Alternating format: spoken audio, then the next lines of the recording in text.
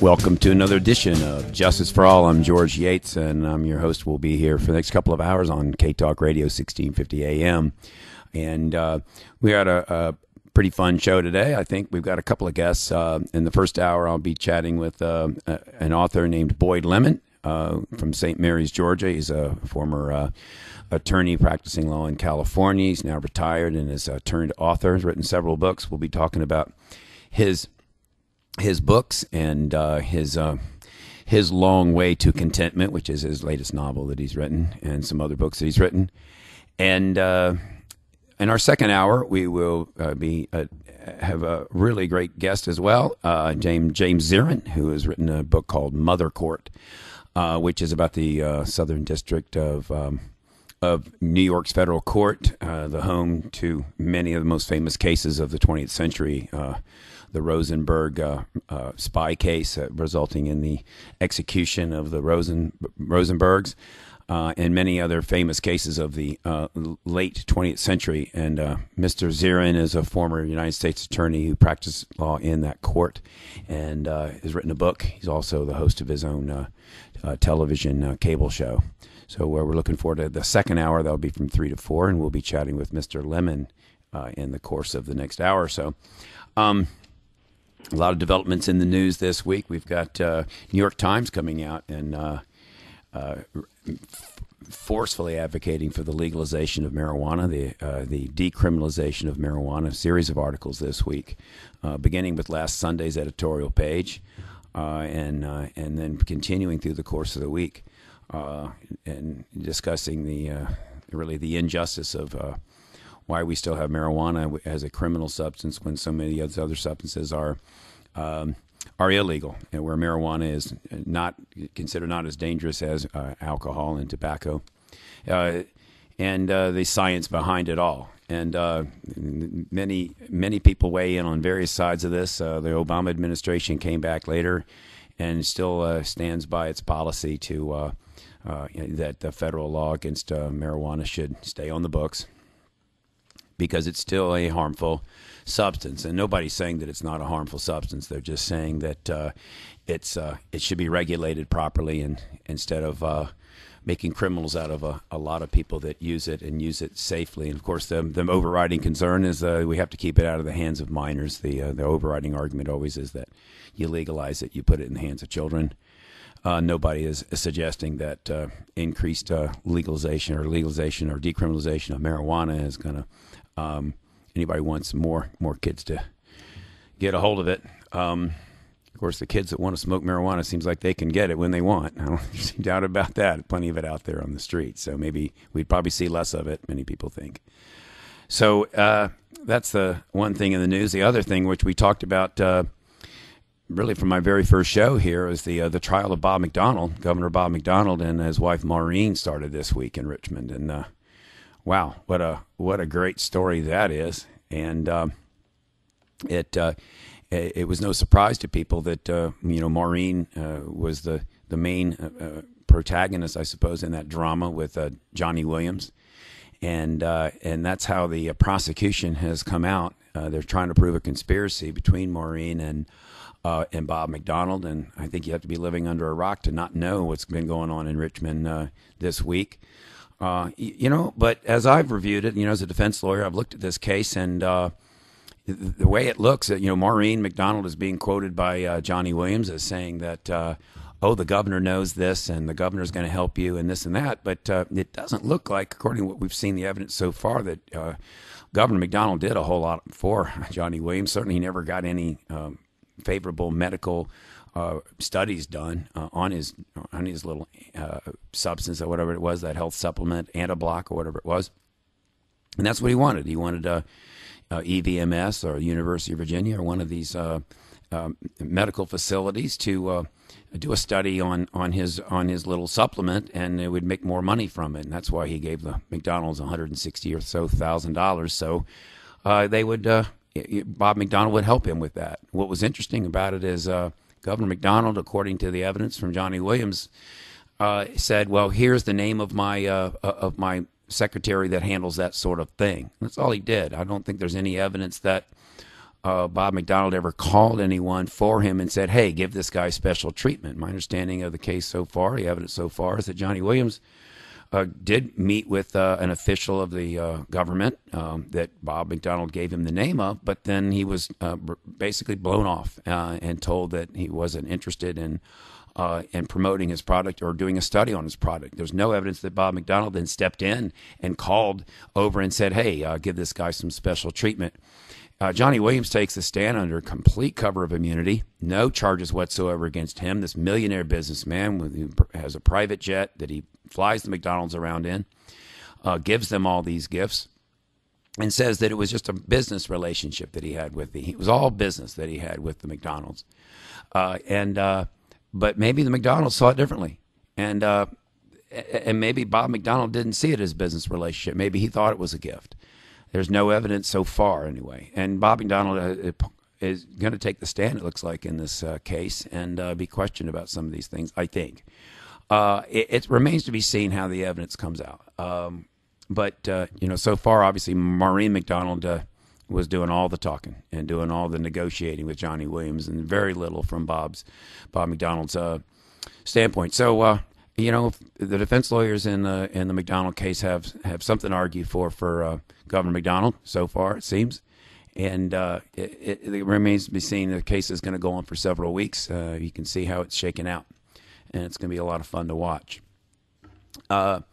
We're going to be talking here with Mr. Lemon in just a minute, and I'm looking forward to this expanded format for our show. We've been on the air now for about 13 weeks, and we've had 1-hour shows, and we've just gone to a 2-hour format beginning this Saturday. So from now on, we're going to be on the air here from 2 to 4 on Saturdays. And we'll be also, of course, we continue to upload our shows. We have a lot of great content. And over the course of the last 13 weeks, we've had some really interesting guests in the area of the law. We try to find topics that there's always an intersection, it seems, with the law. Last week we had the War of the Whales, a great book by Joshua Horowitz, talking about how the Navy and the sonar program is causing problems and killing whales.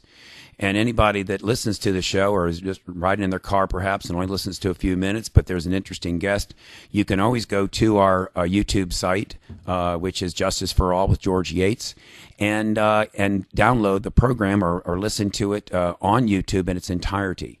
And we've got some very interesting guests. We've had Richard Gabriel in the last 13 weeks. He was a trial consultant to O.J. Simpson and to Casey Anthony. We've had Sarah Blum, who's a decorated Vietnam nurse on rape in the military. We've had counterterrorism experts. We've had the original NSA whistleblower on our show. All of these are now in our archives on archives.org, and they're also on YouTube under Justice for All with George Yates. So if you like the show and you can't listen to all of it, you can always go online and listen to the rest, because the guests we're trying to get some very interesting guests on the show. We're going to do that going forward. I'd like to say a little hello to my daughter Lucy, who's listening in. She's 3, and she's out there today listening to the show. So hi, Lucy. It's a nice rainy day, so a lot of people are just hanging out, and it's rainy, and boy, it was a nasty drive to the studio today. So anyway, hope people are driving safe out there if you're on the road listening to the show. Boyd Lemon, how you doing? I'm doing just fine, George. It's a pleasure to be on your show. How's the weather in St. Mary's today? Well, you mentioned rain. We've got some thunderstorms scattered around here, and it hasn't been too bad exactly where I am right now, but you never know when it's going to come. We've got your new novel is A Long Way to Contentment, and when did you finish that book? And how can our listeners get a copy of A Long Way to Contentment? A Long Way to Contentment I finished at the end of last year, and it was published in January of this year, and it's on Amazon and Barnes & Noble and it can also be purchased by special order at any bookstore. Now, you're a former attorney practicing law in California for 45 years, and you're now retired, and you're a full-time author? That's correct. Tell us some other books that you've written and the topics. Well, the first book I wrote, and I guess the one that I had my heart in the most, was a memoir called Digging Deep, A Writer Uncovers His Marriages. And it's about my journey to try to understand my role in the destruction of 3 marriages.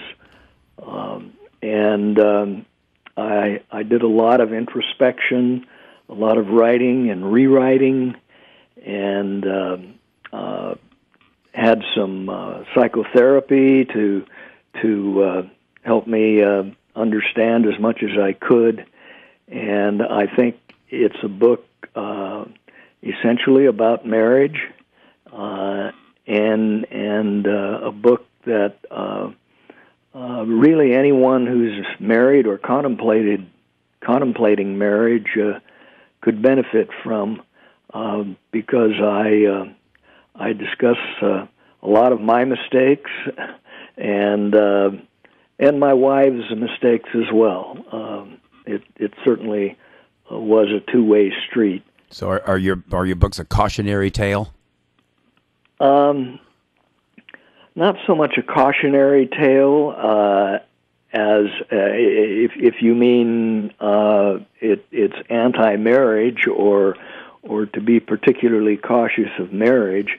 In a sense, though, it might be because I'm really trying to say, among other things, that people should be careful and should know a lot about their spouse, as much as possible, their potential spouse, before they get married. And I'm a big advocate of premarital counseling, which is becoming more and more common.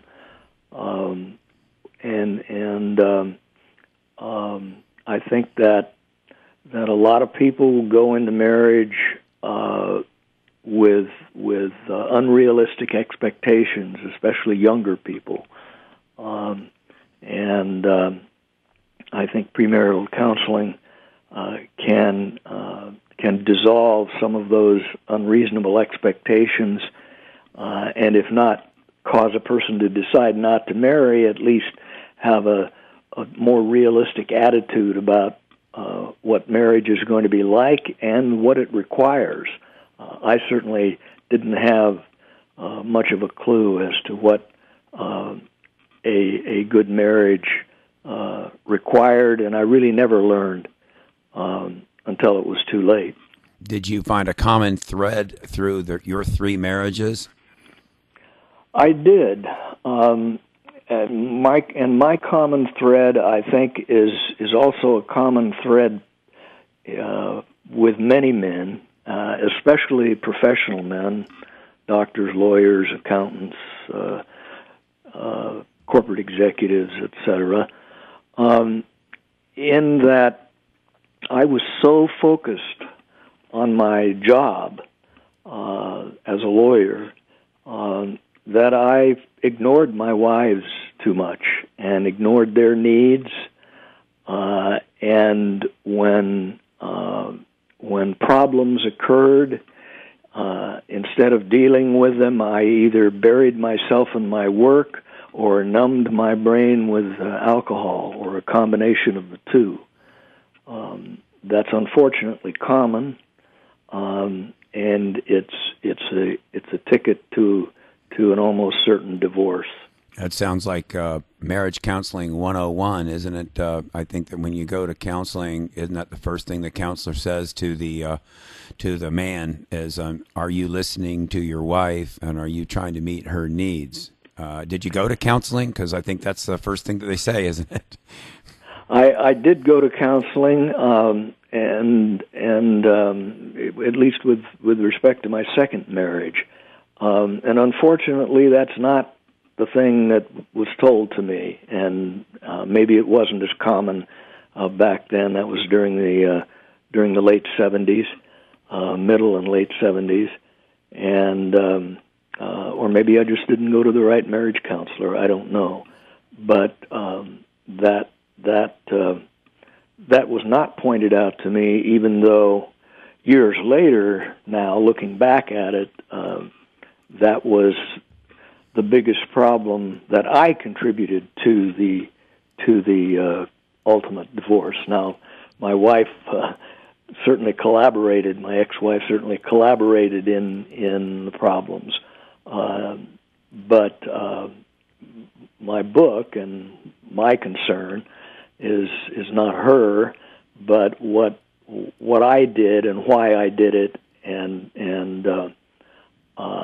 how I could, if I do have another relationship or marital type relationship, how can I do it differently? And were your divorces amicable, or are they hard fought? Did you go get lawyers and battle over money and community property like many people do, or did they resolve themselves a little easier than some?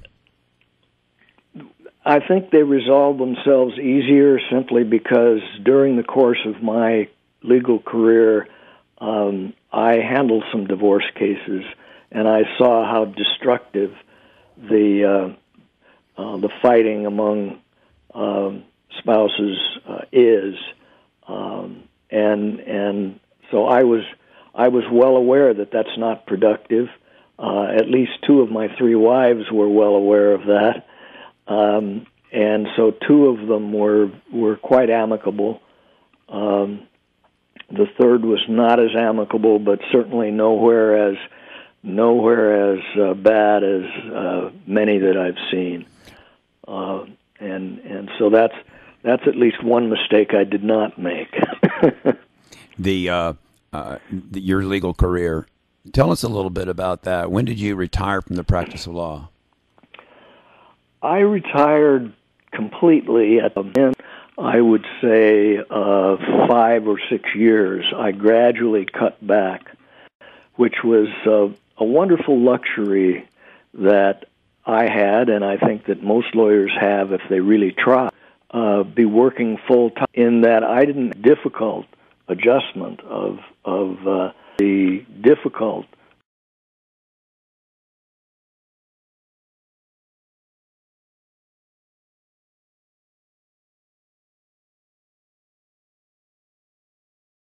adjustment of not having work, not having work, 5 or 6 days a week. So I gradually cut back, and that was do that. I was very much impressed by my father's unfortunate experience. Of having to. He worked for a large company, and had to retire. Was forced to retire at the age of 65. Had work and really no interests outside of his work, and never developed any. And within 4 years after his retirement, he was dead.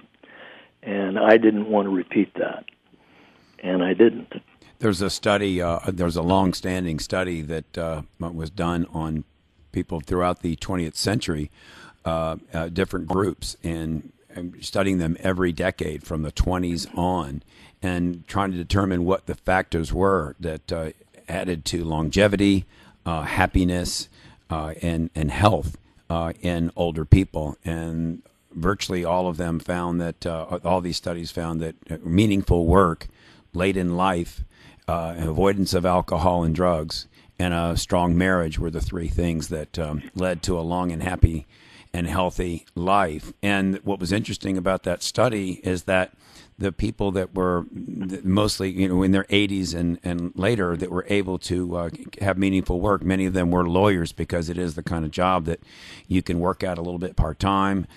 you can still maintain your law license and so on and do things. Whereas if you do work just for a company 40, 50, 60 hours a week, whatever, and then you retire from that company, it's hard for you just to kind of you work part time. So there is there's some truth to what you say about being able to cut back and go part time. Although a lot of other people that I know that try to retire from the practice of law and go part time, it's as they say, a jealous mistress. Once you start doing it, then people want you all the time. It's hard to cut back and do it part time. So good for you that you were able to do that.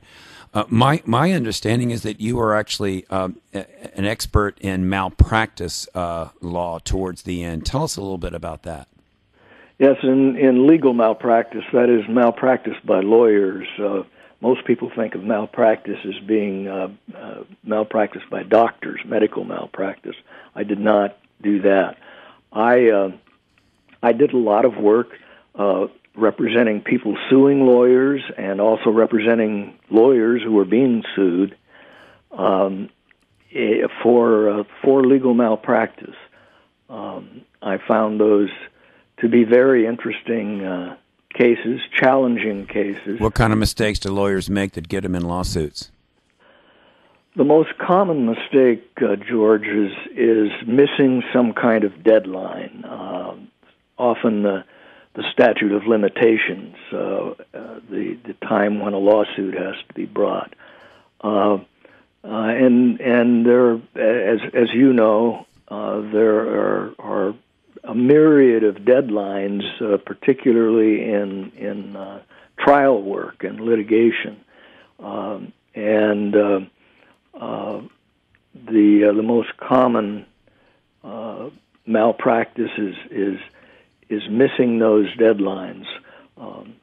Although in my experience, and I guess you'd call it a theory of mine based on my experience, not on any scientific study, was that lawyers did not miss deadlines on cases that were really important to them and on cases in which they were getting paid.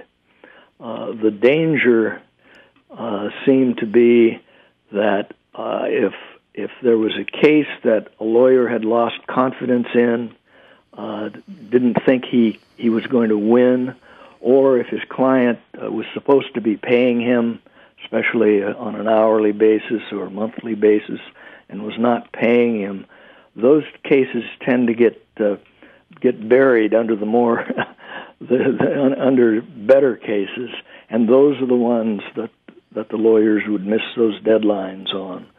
And you got some weak personal injury case, and you don't really think there's much of a case there, so it just kind of sits there, and then you don't think about it, and the deadline runs. And you should have fired the client 6 months ago and said, I don't have time to take this case, and send them a letter, send them the file, and have them sign an order and get out of the case. That's exactly right. And if you're not getting paid, then move to withdraw and let the court let you out, and don't take chances that you're going to take on a case that later on is going to come back and blow up on you. That's right. That's right. Mm-hmm. There are other areas of malpractice too. Lawyers failing to record documents with the county recorder's office that need to be recorded in order to protect the client's rights. That was a fairly common one, and also lawyers trying to force a client to settle a case rather than go to trial. A lot of times, a disagreement develops between lawyer and client, especially when it's close to trial, about how much a case is worth, what it should be settled for. And it doesn't matter whether you're representing a plaintiff or a defendant. A plaintiff often thinks that his case is worth a lot more than the lawyer thinks, or a defendant thinks that he shouldn't pay nearly as much as the lawyer is advising him to pay. and lawyers get frustrated, and understandably. Well, that's where you do have to have a little bit of client control in both of them, don't you? And it's very difficult. We're going to need to go to a break here with Boyd Lemon, attorney turned author, and we're talking about his books and his previous life as a malpractice attorney in California. And we'll be right back after this short break. This is Justice for All.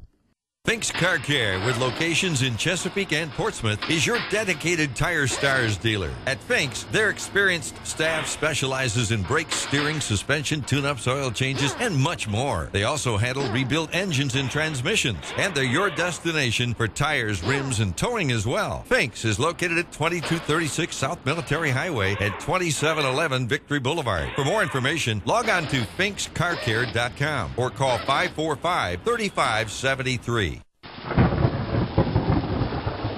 Nor'easter season is here, so don't get all wet. Protect your house. Call Crawl Space Door Systems at 363-0005. Reduce your flood insurance, reduce the threat of mold and insects, and save energy. Crawl Space Doors, air vents, flood vents, vent covers, and fans can help you stay dry or get you dry quickly. Contact Crawl Space Doors for more information at 363-0005 or online at crawlspacedores.com. Stay dry, my friends. WHKT is on Facebook and Twitter. Like us on Facebook, WHKT AM 1650. Follow us on Twitter at WHKT AM 1650 and stay in touch with K-Talk 1650.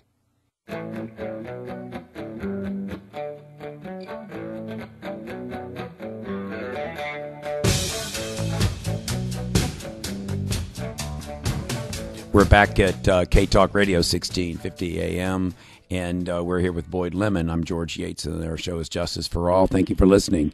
We're talking about legal malpractice and the mistakes that lawyers make sometimes. And I think what we were talking about right before the break, Boyd, was, I guess, a difference of opinion between the client and the lawyer as to what the case is worth, what they should either pay if they're defendants or what they should get as plaintiffs. What, as someone who's been involved in many of these cases as an expert, what would you suggest a lawyer do or a client do? Because, obviously anybody listening to this show is going to be one or the other. How do they get on the same page? Well, here's my view, and it's probably controversial among lawyers. But my view is that the case belongs to the client. It's the client's case. It's not the lawyer's case. And if the lawyer wants to go to trial, if the client wants to go to trial, because the other side isn't willing to pay enough money, or on the other hand, a defendant wants to go to trial because he's not willing to pay as much money as the plaintiff is demanding, it seems to me that they have the right to make that decision. They have the right to go against their lawyer's advice if they want to, because it's their case. And I don't think a lawyer should have the right to force a client to go to trial by saying 3 days before the trial, I'm going to withdraw from this case if you don't do what I tell you to do. And I've seen that happen in many malpractice cases. Well, in criminal cases, you can't just tell them you're going to withdraw because the court's not going to let you out.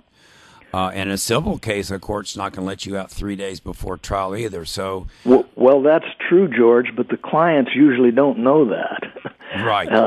It's really a rather deceptive practice on the part of lawyers who do that, to say that a few days before trial, well, I'm going to withdraw and you'll have to go to trial representing yourself if you don't settle the way I'm telling you to settle, is very deceptive, because you and I know that no judge is going to let the lawyer out a few days before trial. So you got involved in cases where the lawyer did that, the client settled for less than what he thought the case was worth, and then found out later that the lawyer couldn't withdraw and sued him?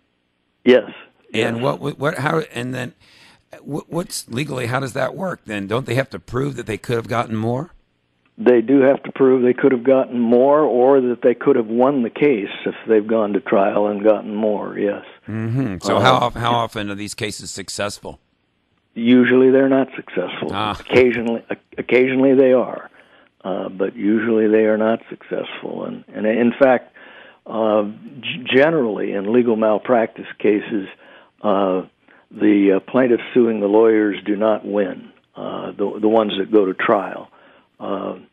Most of them settle, 90% of them settle, because a lawyer is concerned, I guess, A, about his reputation if he loses, and B, if he loses his malpractice insurance premium, which is already probably pretty high, is going to go up. Or he may not even be able to get, if it's perhaps a second time that he's lost a malpractice case, he probably now you were able to get insurance at all. Now, you were an expert witness in many of these trials. How does a person like you, or a lawyer, become an expert witness? How does that work? Well, I think first of all you have to be old, relatively speaking. You have to at least had 20 or 25 years of experience and practice, and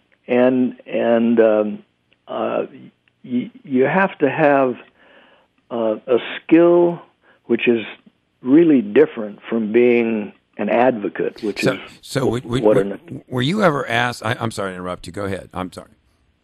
You have to have a skill in which you come across as being not an advocate for the party that you're testifying for, but an objective observer and an objective analyst.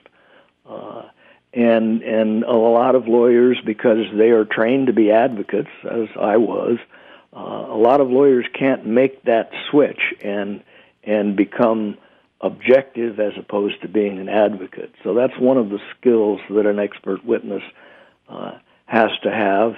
And it's like anything else. If you've done a couple of them and have impressed the people involved in the cases, they're going to refer other lawyers to you, and eventually, as I did, you build up a substantial practice. I was retained in over 800 legal malpractice cases in the last 15 years or so of my practice.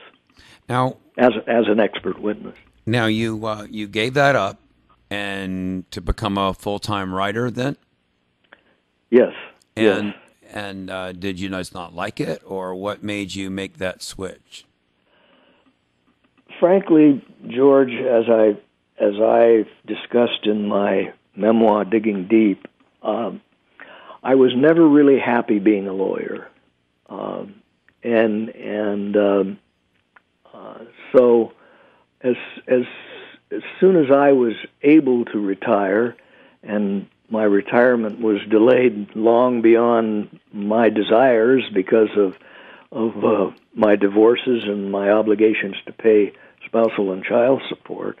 But as soon as I was financially able, I retired, and by that time I had been doing some writing of short fiction, and I'd started my memoir, Digging Deep, and I knew that that's what I wanted to do in retirement. That was my real passion.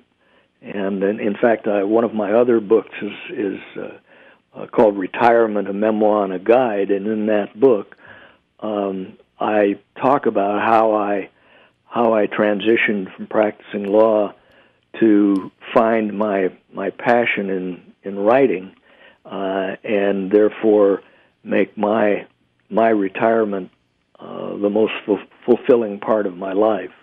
So 45 years of being an attorney, and you never really were happy doing it.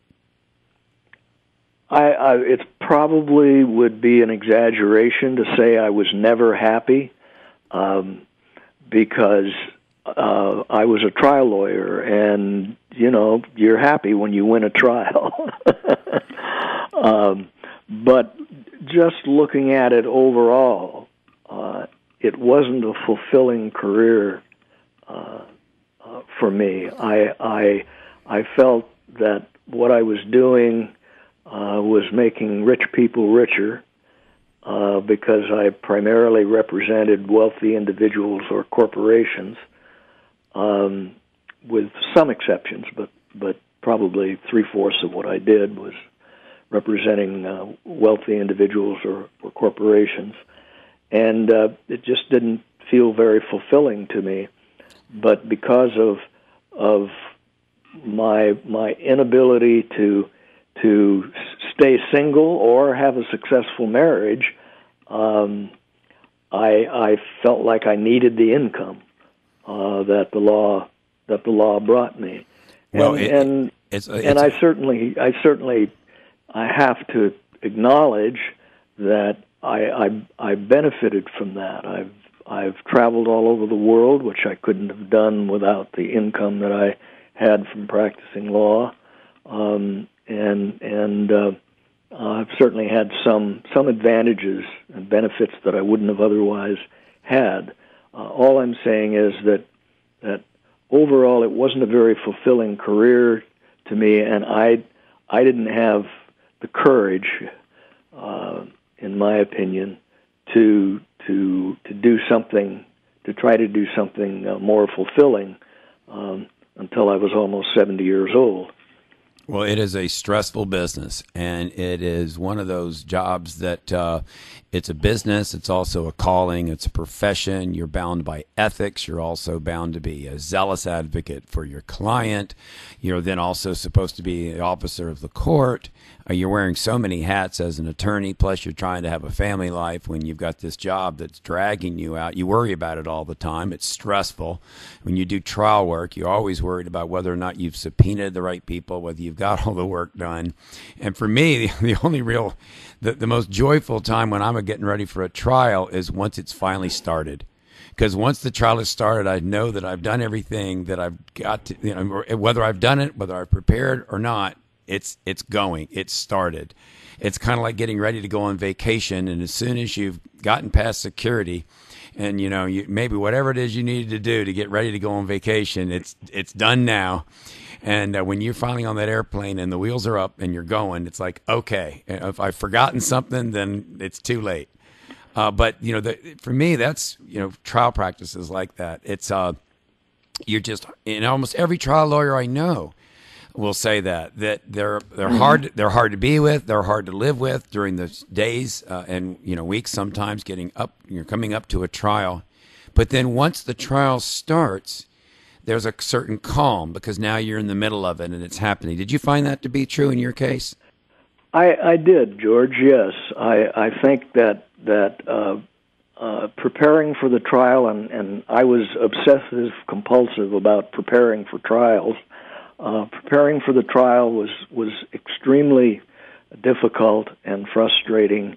And before the trial started, right before the trial started, I always felt like I hadn't done enough, no matter how much I'd done. Right. But yes, once the trial started, and I've heard a lot of actors and musicians say something similar, that once they get on stage, everything just flows, and they no longer think about being nervous or under stress. And that's the way I found being a trial lawyer also. The only problem was I didn't actually lose very many trials, but I did lose several. And when I did, then I just agonized over, what could I have done to win this case. Oh, it's the worst. You just want to drive your car off the road and just hit a tree. You're so mad on the way home. Yes. Yeah, and when you win, and I don't know, as a criminal defense lawyer, a lot of what I do, when you're a criminal defense lawyer, it's like, well, when you win, you go, okay, ho-hum, you're done. You're supposed to win. You wanted to win, and you walk out. When you lose, you're just down in the dumps. It's almost like you play not to lose. When you're doing criminal defense work, you play not to lose. As opposed to plaintiff's work, of course, you're playing to win. But it's got to be a strain. Your three marriages, it's got to be a strain on it because the spouse has got to endure this kind of roller coaster from the other spouse, you getting ready for trial and all the work that goes into it. And it's heck. You're not alone. Being a trial lawyer that's gone through a number of marriages, I'm sure that I don't know if you researched your book, but it's pretty common amongst trial lawyers to have been married more than once. Yes, as a matter of fact, I think it's the number one profession for the highest percentage of divorces, doctors being second. Yeah. What did they say about it? The law is a jealous mistress. Yes. And that's what I was saying earlier. It's hard to even go part-time. It's hard to cut back because it once you start on it, you just keep working it. And it's never, the work's never done. It is hard, yes. But when you're writing now, you've got a new thing. So let's talk about that. We've got a few more minutes left, and now you're doing what you love. And are you making money at it? Are you selling books? Is it working out for you? I am selling books, but I'm certainly not making a living. I fortunately have retirement income to take care of that, so I don't really care. But I'm selling books in probably 3,000 to 5,000 a year, not hundreds of thousands or millions, and that's fine with me. I really feel grateful that several thousand people every year have read my books, and I'm assuming that most people who buy it read it, and in fact, probably a lot of them pass it on to others. So to me, having several thousand people read what I wrote is just a real kick. We're talking with Boyd Lemon. He's the author. His newest book is called A Long Way to Contentment, and you can find it on Amazon. What are the names of your other books, Boyd? And do you have a website? And why don't you let's plug your books a little bit here, so anybody that's listening might be able to at least find them. Yes, my website is www.boydlemon-writer.com. And all of my books are on the website with excerpts and descriptions of them. The books that I've published so far, in addition to Digging Deep, A Writer Uncovers His Marriages, are Retirement, a Memoir and Guide. A Long Way to Contentment is the novel that you mentioned. I also wrote a book about the year that I lived in Paris between 2010 and 2011, and the joys and frustrations of an American expat living in Paris. That's called Eat, Walk, Write, an American Senior's Year of Adventure in Paris. I've also put together and published a couple of books of short stories that I've written. One of them called Unexpected Love, and the other called Winter, and they're all available on Amazon, both in ebook format and paperback format. Tell us a little bit in the last few minutes here. You are these books are self-published, is that right? Right. Now, tell our listeners a little bit, what is self-publishing as opposed to other kinds of publishing, and how do you get, this is kind of a multiple question, so I'll let you go, but if someone out there, let's say, wants to write a book and wants to self-publish, what do they do? How do they get it promoted? How do they get it listed? How do they get it published? What do they do? How does this all work, self-publish? Well, there are companies that are relatively easy to find on the Internet. There are lots of them, some more legitimate than others, I guess I would say, where you submit a manuscript to them, and they will print it up into ebook and paperback format. Actually, one of them that I'm aware of will do it in hardback if you want, and then they print them on demand. In other words, when Amazon or somebody else wants a copy of the book, they notify this company, and they will have it printed up and sent. As opposed to the traditional publishers, and there are only 5 major publishers left now. There are a lot of very small publishers, but there are only 5 major publishers left now. where they will print up thousands of copies, and they take a much larger share of the price of the book. So that one of the advantages of self-publishing is that the author gets a lot more of a lot larger royalty, if you will, a lot larger share of the price of the book. How does that work? If he goes with it. How does that? If you've got your book listed on Amazon, how much does Amazon take? How do you price it, and so on? Amazon, if it's an ebook that is priced for $2.99 or higher, Amazon takes 35%. The author gets the rest of it. And most sales now are ebook sales, especially by unknown authors or authors that aren't famous. And for the paperback book, essentially it works out that Amazon gets about a third, the company that prints it gets about a third, and the author gets about a third. Whereas with traditional publishers, that say for a hardback that a traditional publisher publishes and charges $25 or $30 for retail, the author will get less than $2 of that amount. And in the old days, it was an advantage to go with one of the major publishers because they did a lot of advertising and promotion of the book. Now they don't, except for the famous authors, the ones that they know are going to sell a lot of books. So if John Grisham writes a new book, they'll spend hundreds of thousands of dollars, maybe millions, I don't know, advertising it and promoting it and paying Mr. Grisham's expenses for traveling around the country, giving readings and so on. But they won't do that for an author who's not already famous. How many hours a day do you write? Are you a morning writer, an evening writer? What's your schedule? I write every day, something every day, and I tend to write in the mornings.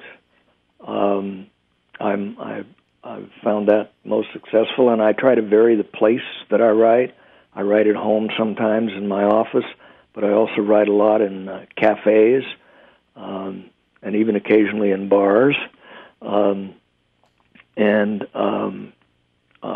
in parks. As you may know, if you've ever been to Paris, they have a lot of wonderful parks, and so when I lived there, I used to go write in the parks when the weather was pleasant. Tell us about your year in Paris. You wrote a book about it.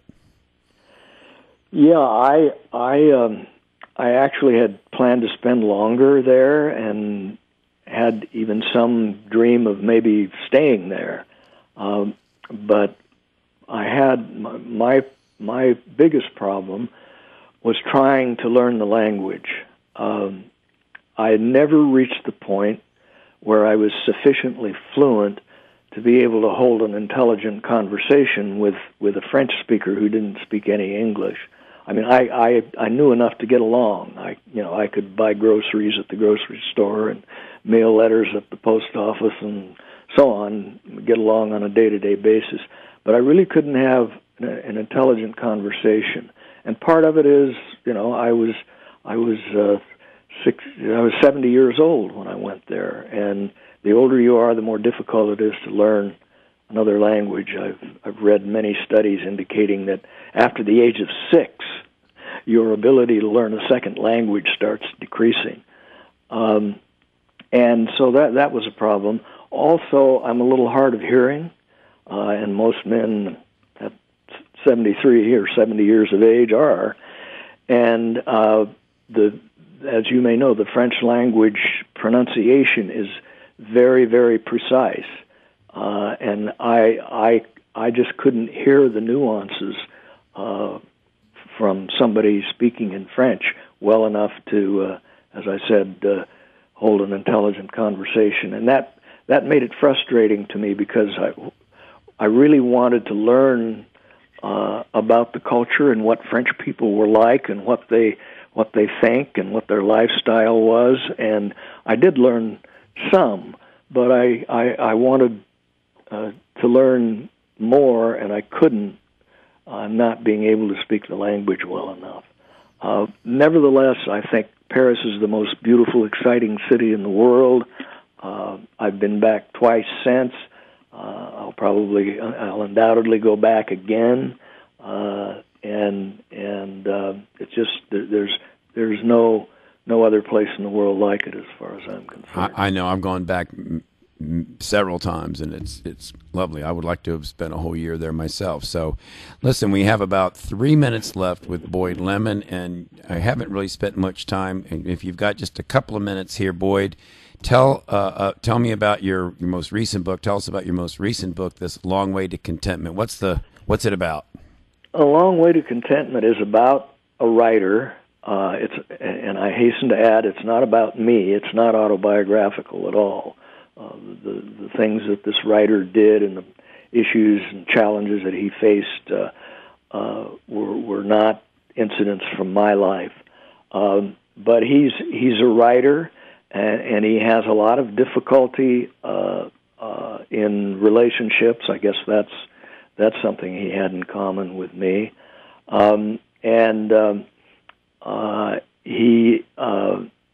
He is very, very close to his sister, who keeps attempting to commit suicide. He eventually, when his first novel that looked like had a lot of potential and that might really make a name for him, didn't sell very well, he started drinking and using cocaine. And that got him into trouble, including, I guess I'm not giving away too much of the story, including he ending up spending some time in a foreign prison. Then he is when he gets out of prison, comes back to the United States, he's facing a challenge of restarting his writing career and trying to figure out what the heck he's been doing wrong.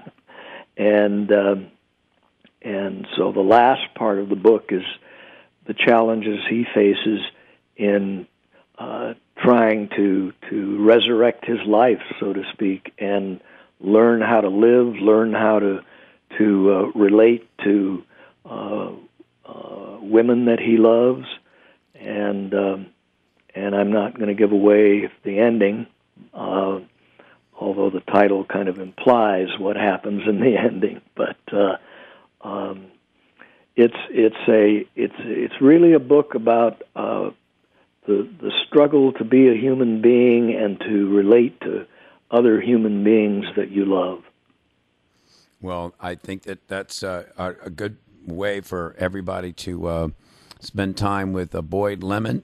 And we've spent an hour with Boyd Lemon, or 45 minutes with Boyd Lemon, a very interesting fellow who's got a lot to offer. And if you've got a chance to go onto his website at boydlemon.writer. -writer.com. Yes. You can get these books, or you can go onto Amazon and look for A Long Way to Contentment, a novel. I'd like to thank Boyd Lemon for being with us this last hour.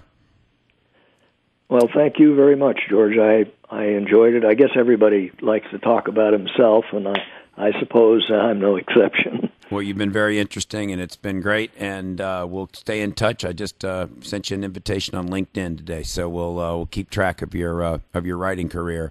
Thank you for listening to this hour of Justice for All, everyone. I'd like to thank my engineer, Dee Thomas, here, who's been helping me out for the last hour, and we'll be back in the next hour with another guest. We'll be right back, and this is Justice for All on 1650 AM.